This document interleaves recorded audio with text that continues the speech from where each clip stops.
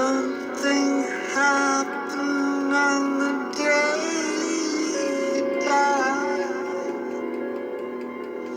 Spirit rose a meter and stepped aside.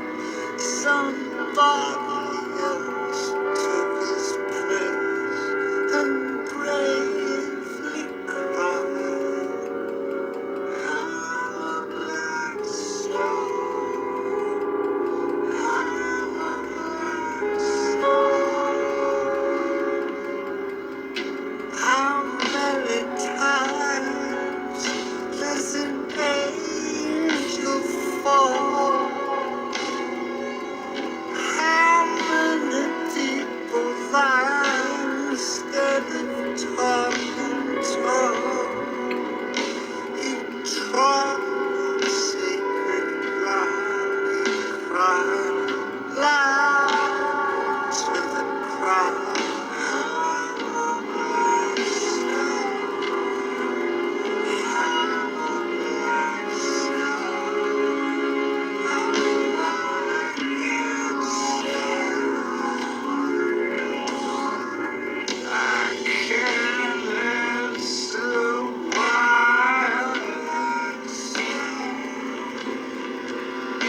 just go with me.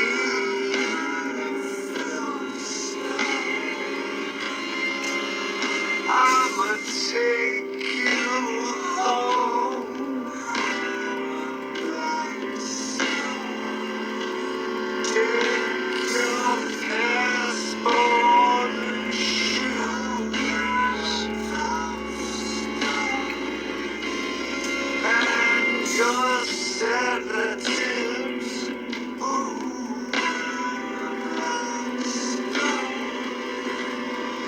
You're the flash.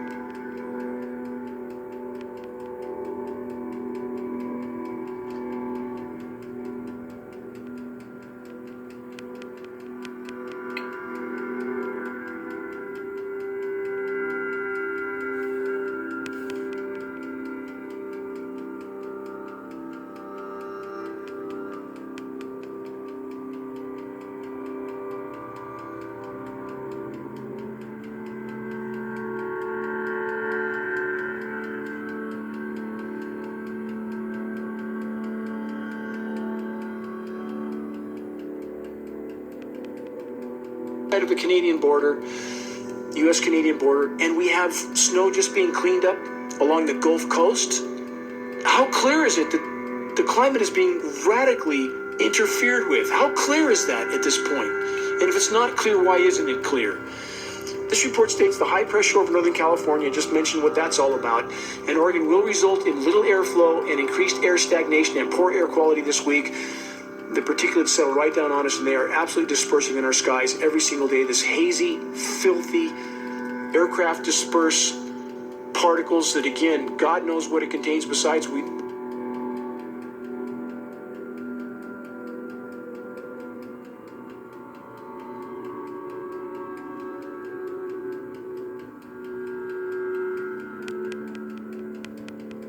we already know, which we now know includes graphene.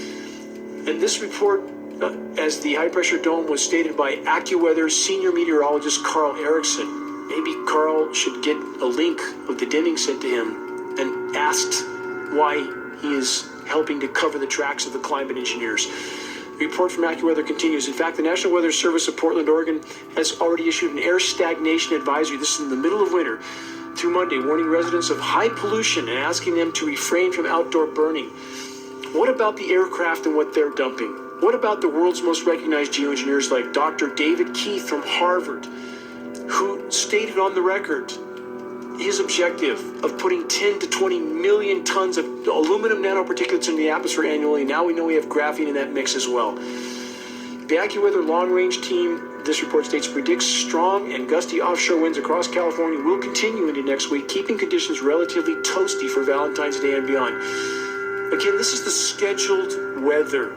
Raytheon does all the weather modeling for the National Weather Service, and NOAA, the National Oceanic and Atmospheric Administration, both agencies have an illegal federal gag order on them. What will it take to wake the public up? We are living in a real-life Truman Show. But not to worry. According to AccuWeather's scheduled weather script, posted by AccuWeather on Wednesday of last week, snow is again scheduled for Redding, California, which is less than 1,000-foot elevation, on March 6th and 8th. Yeah, that makes perfect sense. So we're pushing 90 here in the middle of February, and it's supposed to snow again next month. And they show this snow happening at temperatures of 60 degrees. It's called chemical ice nucleation for weather modification. Please search the engineering winter section of the homepage of geoengineeringwatch.org. Look at the photos, look at the data, look at the patents. You'll be shocked at what you had no idea was going on. So let's recap. The Northern California summer was scorchingly hot, wildfires incinerating record amounts of acreage. Some nights, again, in my location on the east side of Lake Shasta, temperatures at midnight as high as 95 degrees. Clear into early September, and by October, some of the daytime temperatures were in the 30s, and that's all thanks to the climate engineering cabal and their patented chemical ice nucleating brew that we were being bombarded with, and the freezing fog all day long with a constant parade of jets heard above the freezing chemical murk. You can hear that easy from my forested location where there's no traffic in the middle of the wilderness, or what was the wilderness. Here's a footnote to ponder in regard to the ongoing and expanding climate engineering insanity and CV-19. For those at the top, it's not about profit. It's about retaining power and control on a rapidly dying planet until the last possible moment. The headline from numerous sources: a third of Americans are already facing above average warming. This report states the climate crisis is convulsing the U.S. It is doing so unevenly. Hotspots of extreme warming have emerged in many of America's largest cities. California is in the grip of the most severe drought in 1,200 years. It's actually over 1,400 years, statistically. And scientists say this is fueling the heat seen in many places in the state. But of course, no mention of the rain-blocking, ridiculously resilient ridge that is absolutely a result of ionosphere heater transmissions. Again, please view Holes in Heaven, a documentary film narrated by Martin Sheen. Learn what these weapons of mass destruction, i.e. ionosphere heaters, what they can do. They are using, again, the atmosphere as a physics lab because there's no one to stop them. And if they continue with this process, none of us will be here for much longer. Mathematical, statistical fact. So about the baking of California, search geoengineering is creating freeze-fry extremes, and you'll see the exact process that's been happening for many years now.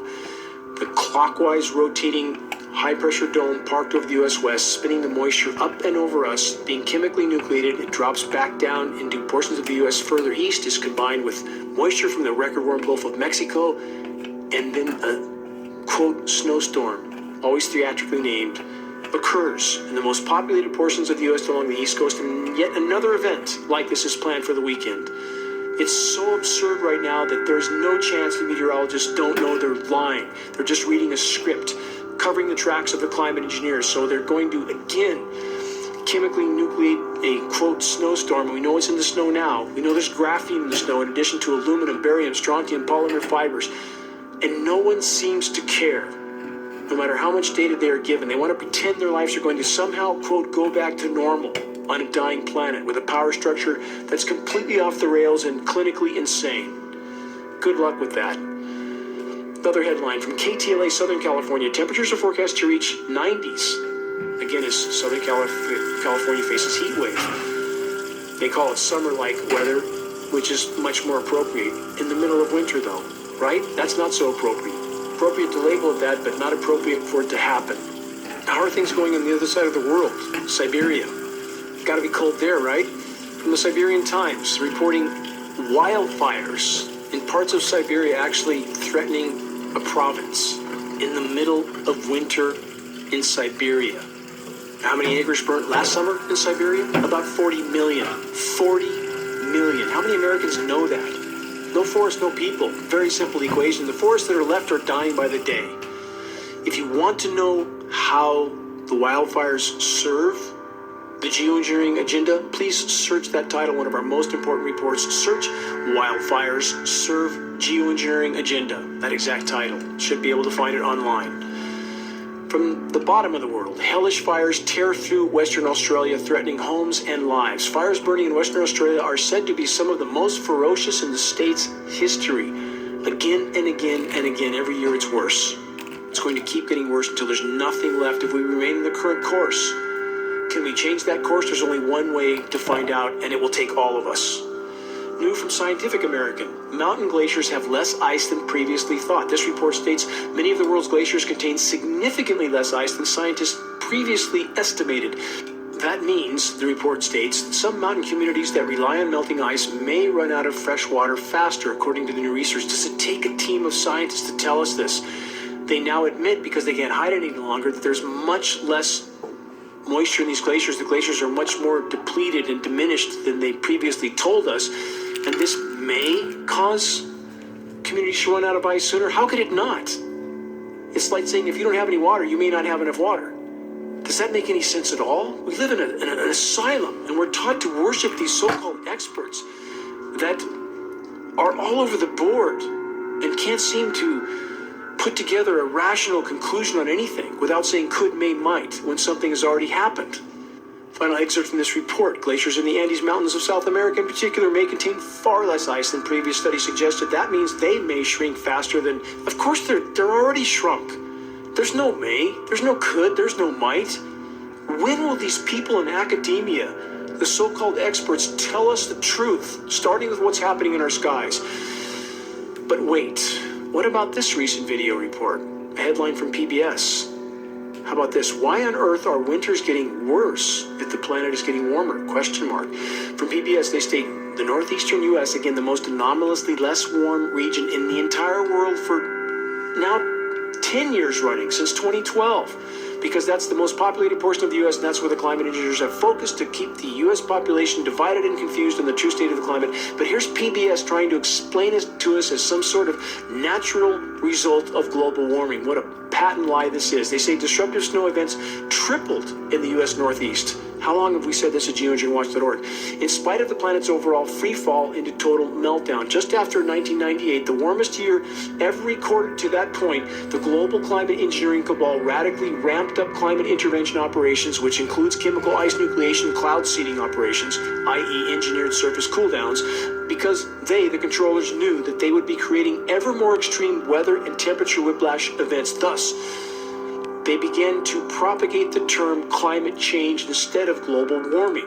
Now we have climate engineering cover-up institutions like the Weather Channel pushing terms like weather weirding. Again, Just another term to cover the tracks of the climate engineers and the weather whiplash scenarios they are creating. The PBS report then goes on to mention how dangerous all the additional snow has become for drivers. Yeah, super slick, surfactant-soaked snow, like soap-soaked snow. Surfactants are what makes up soap, and surfactants used as a part of the climate engineering dispersions to help keep the particulates that are being dispersed from coagulating together. Surfactants also detected in precipitation and snow by the same scientists that have just confirmed for us that graphene is also in our precipitation and snow. About PBS, so-called public broadcasting, which is actually a propaganda arm of the U.S. government. I recently mentioned on this broadcast the new PBS documentary titled, quote, Arctic Sinkholes. The PBS report pretends that scientists are just beginning to decipher the reasons behind the giant Arctic tundra craters, i.e. rapidly thawing methane deposits that are literally exploding out of the warming permafrost. Seafloor deposits are also blowing out, and they are exponentially larger and have been blowing out for various reasons for decades. Bermuda Triangle, case in point. Methane thawing on the seafloor. Entire fields generally release at the same time, aerating the water like a bottle of champagne. Surface vessels have no buoyancy. They go to the bottom intact. That's what's been happening now. It's happening on a much larger scale in the Arctic. This methane migrates into the atmosphere. It's covering the planet like a layer of glass. Climate engineering in the effort to mask what's unfolding is making all of it exponentially worse. Question, how is it possible that the climate science community is just now figuring it all out? When geoengineeringwatch.org has been screaming at the top of our lungs about the methane blowouts for the entire length of our existence, nearly a decade and a half. I was pointing out the methane monster for nearly a decade earlier still in lectures I was conducting during that period, going all the way back to the late 90s. How dire is the methane scenario? This new headline from Nature.com. Scientists raise alarm over, quote, dangerously fast growth in atmospheric methane. The report states as global methane concentrations soar over 1,900 parts per billion, some researchers fear that global warming itself is behind the rapid rise. Methane concentrations in the atmosphere raced past 1,900 parts per million last year, nearly triple the pre-industrial levels according to data just released by the U.S. National Oceanic and Atmospheric Administration. Scientists say that the grim milestone underscores the importance of a pledge made in last year's COP26. The climate conferences are an absolute joke, a total smoke and mirrors facade to strong-arm nations around the world to cooperate either actively or passively with climate engineering. That's what the climate conferences are about, period. They go on to tell one more lie in this report. They say methane, quote, a greenhouse gas, is at least 28 times as potent as CO2. Blatant understatement. Methane over nearly a 100-year time horizon is 28 times as potent as CO2. Over a 10-year time horizon, methane is about 120 times more potent than CO2, but they won't tell you that because they want you to think that the problem is somewhere just over the horizon. No. Again, it's kicking in the front door right now. The Nature.com report then states, quote, a rapid and mysterious uptake in methane occurred around 2007. Mysterious? We knew at geoengineeringwatch.org, we knew what it was and why it was. How come they didn't know? Answer, they did know, but they didn't tell anybody. Just like now, that's some ongoing discussion, for example, with the bees and what's killing the bees. When we have peer-reviewed science study to prove the bees are dying of massive aluminum exposure and now likely graphene exposure as well. The peer-reviewed study states the bees are exhibiting symptoms that resemble Alzheimer's and dementia in a human being because of the massive aluminum exposure. They can't even find their way back to the hive. And no one will talk about this. And I presented this data, this science, to some of the top Northern California beekeepers. Did they do anything? No. Because they simply don't want to change their daily routine. They don't want to face reality. And we have a society full of that kind of people. About the methane that I talk about so often. Why? Because that is at this point, in many ways, the biggest single factor driving our near-term extinction and the insane behavior of the power structure, including the CV-19 scenario, which is a response to the imploding life support systems of planet Earth. To put this into mathematical context, it is believed there is about 1.3